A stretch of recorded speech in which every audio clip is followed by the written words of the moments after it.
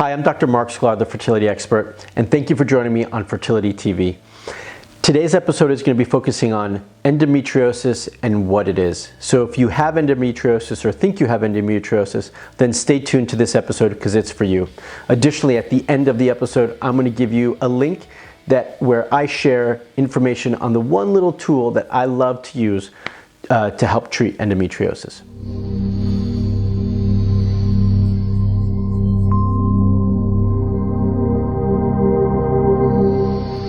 Hi, I'm Dr. Mark Sklar, the fertility expert, and I work with couples from all over the world and locally here in San Diego. And one of the things that I help them treat is endometriosis. So in this episode, we're talking all about endometriosis. One of the things that I like to equate endometriosis to is a rocky garden.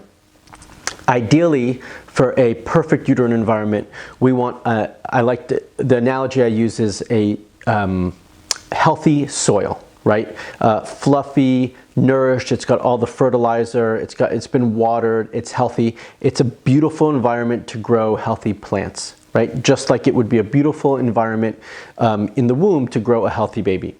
Well, when you have endometriosis, it's like having a rocky soil bed. It makes it very difficult for plants to grow. In this case, it makes it very difficult for a embryo to implant into the uterine environment. So we want to fix it up. We want to correct that. So what is endometriosis?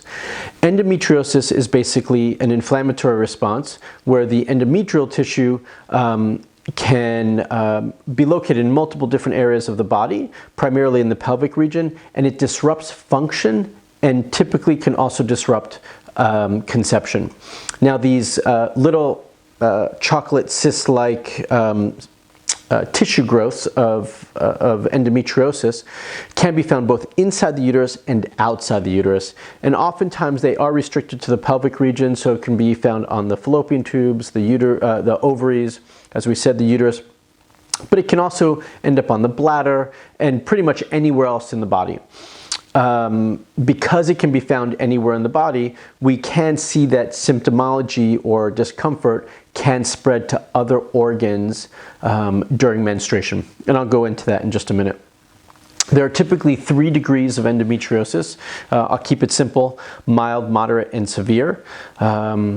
The symptoms can vary depending on which degree of endometriosis you have, and they can range anywhere from having no symptoms whatsoever but still having endometriosis, all the way to severe menstrual pain and irregular bleeding in other body parts or tissues during menstruation or even sometimes ovulation, so much so that we might see that a woman might bleed rectally from the navel, sometimes even from the nasal tissue in extreme cases. So it just depends on the degree and the severity of the endometriosis. I do have a little theory that I think all women, as they age, develop a little bit of endometriosis just because of all the constant bleeding with the cycle for so many years, potentially with multiple births and so forth. But you know, it's just a theory. So the 4 main concerns that we are concerned with regards to endometriosis are these. First, inflammation. As I mentioned earlier, it is an inflammatory response, and with inflammation comes pain, so we need to manage the inflammation wherever it's located. 2 is that there are links, and some of us believe that there is an autoimmune characteristic to endometriosis. I personally have been tracking and noticing a trend where I see patients who have a history of appendicitis also have endometriosis. It's not a 100% or one-to-one relationship, but I have noticed that. And in my view, the appendicitis can be viewed as an autoimmune issue in the intestines. 3, scarring. If you've got severe endometriosis, certainly that can lead to scarring and blockages, but also if you've had multiple surgeries to remove the lesions, then that can also lead to scarring over time. And that's definitely something that needs to be corrected and treated to hopefully help facilitate a healthy pregnancy. And last but not least, about 1/3 of all women with endometriosis don't ovulate regularly or have an ovulatory issue, and potentially also have a luteal phase defect. Both of those two topics are something to go over in another video, not right now, but those are the 4 main concerns. If you found this video useful, then give me a thumbs up, leave a comment below, and subscribe to my Fertility TV YouTube channel to hear about the latest videos coming out. Additionally, that little bit of information, or that little nugget that I told you that I like to use during the treatment of endometriosis, is something that I call acupressure.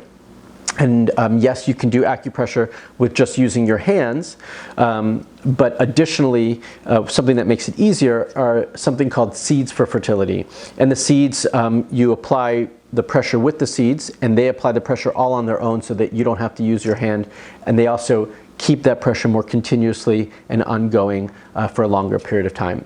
So if you want more information on the seeds, then just click right here and you can get that information. Thanks so much for tuning in, and see you in the next video.